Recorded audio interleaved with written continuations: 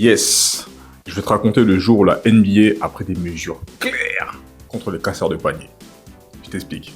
Bon, on a connu des gaillards, des casseurs de matériel, je pense notamment à Derek Dawkins, a.k.a. The Chocolate Thunder. Mais là, on va s'intéresser à un en particulier, un casseur de panier, j'ai bien insisté, qui débarque pour la saison 92-93 et qui est Shaquille O'Neal. Ce qu'il faut savoir, c'est que même en amateur, l'enfant là, il cassait des paniers, mais bon, en même temps, il fallait voir la bête, avec 2,16 m, plus de 120 kg à l'époque. Donc il débarque comme ça, et bref, en amateur, il cassait déjà. Donc pour la saison 92-93, coutumier du fait, il casse. Pas une fois, il casse. Tout en sachant qu'en 93, il y a un autre joueur, la personne de Chris Morris, qui a cassé lui aussi. Et ça mettait le public en extase, il devenait fou, les gens. Mais à un moment donné, la NBA a dit non, ok, vous êtes contents, vous êtes en extase, mais ça coûte cher, les gens. Donc, il faut prendre des mesures radicales et claires. Ce qui fait que la NBA donc, a pris des décisions contre les casseurs de panier, en s'associant avec les fabricants de paniers.